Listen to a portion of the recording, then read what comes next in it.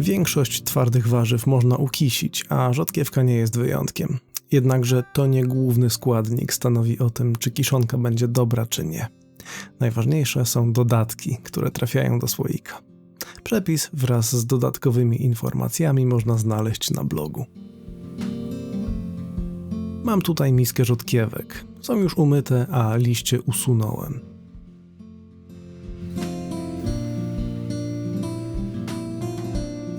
Niektórzy zostawiają korzonek i dolną część liści, ale ja uważam, że lepiej jest je odciąć. Nie chcę, by do słoika trafiły drobinki brudu, a te części jest najtrudniej doczyścić.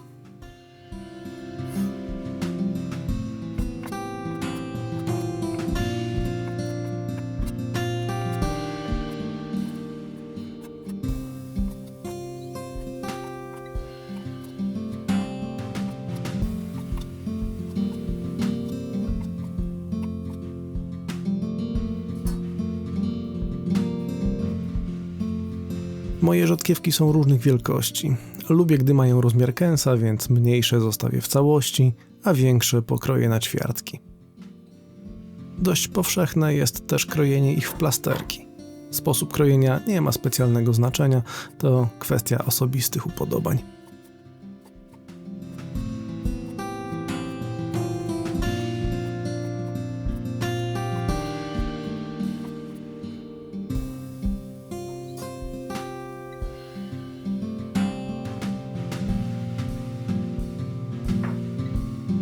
Moje dodatkowe składniki zawierają liście kopru, czosnek, ziele angielskie i liście laurowe. Użyję ich w różnych kombinacjach, tak by przygotować 3 wersje. Jedna będzie zawierała samą rzodkiewkę bez dodatków. Koper rozdzielę pomiędzy 2 pozostałe słoiki.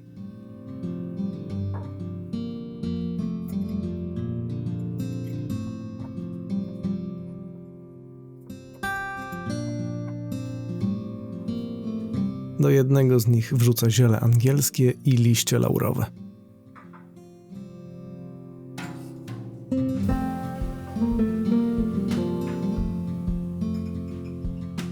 Do drugiego pójdzie ząbek czosnku. Miażdżę go, żeby uwolnił więcej smaku.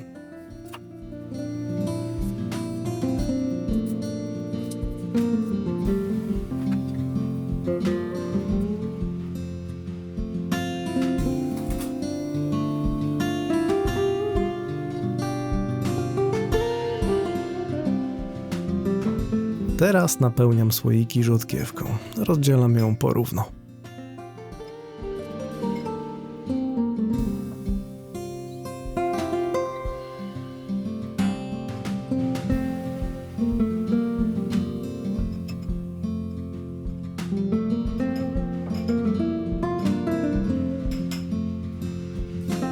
Następna jest solanka.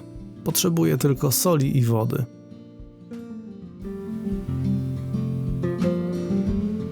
Wsypuję odmierzoną ilość soli do wody, a następnie mieszam tak długo, aż się rozpuści.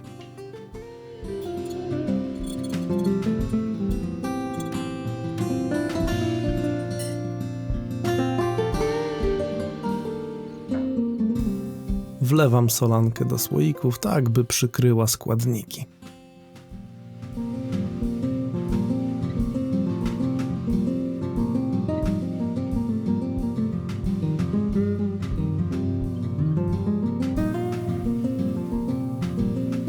Dociski fermentacyjne utrzymają wszystko pod powierzchnią.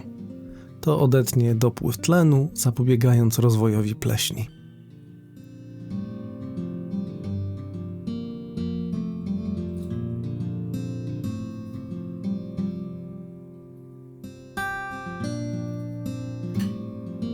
Zakrętki zostawiam lekko niedokręcone, żeby dwutlenek węgla mógł się swobodnie ulatniać. Teraz zostaje mi poczekać. Rzodkiewki będą stały nieniepokojone w temperaturze pokojowej. Tydzień wystarczy, ale ja dałem im 2. Fermentacja rzodkiewki jest podobna do innych warzyw. Bakterie kwasu mlekowego zjadają cukry, wydalając kwas mlekowy i dwutlenek węgla. Co jest interesujące w tym przypadku, to pigment, który nadaje rzodkiewce jej charakterystyczny kolor. To antocjanidyna, a konkretnie pelargonidyna. Tak rzodkiewki wyglądają przed fermentacją, a tak 2 tygodnie później. Pelargonidyna jest wskaźnikiem pH, jest czerwona w środowisku kwaśnym. Jest też rozpuszczalna w wodzie, więc przechodzi do solanki, podczas gdy rzodkiewki stają się białe. Degustację zaczynam od wersji bazowej.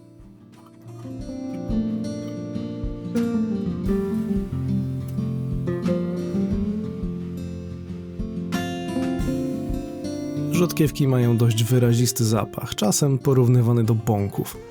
To za sprawą zawartych w nich związków siarki. Nie wyczuwam żadnych obcych zapachów.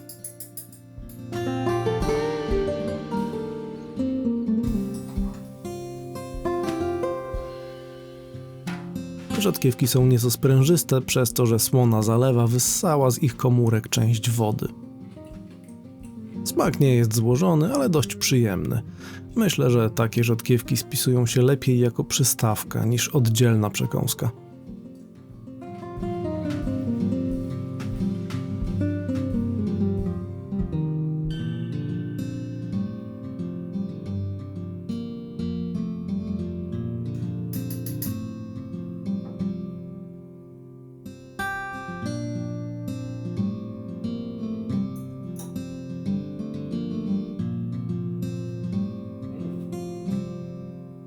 Wersja z koprem i czosnkiem jest bardziej złożona.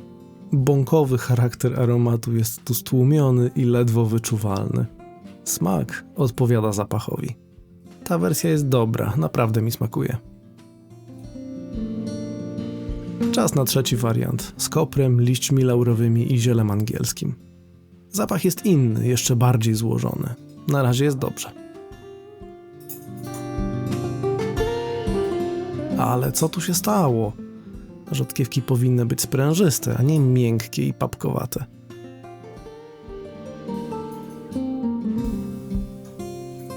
Znajduję jedną, która jest twardsza i w smaku jest dobra, złożona i przyjemna, ale tekstura większości rzodkiewek w tym słoiku jest nieprawidłowa, co wskazuje na jakiś problem. Być może to jakaś infekcja, która jeszcze nie jest bardzo widoczna. 1 porażka na 3 podejścia. Nie najlepszy wynik, ale tak się czasem zdarza. Wyrzucę nieudaną partię i zrobię nową. Postaram się nie trzymać jej na blacie przez aż 2 tygodnie.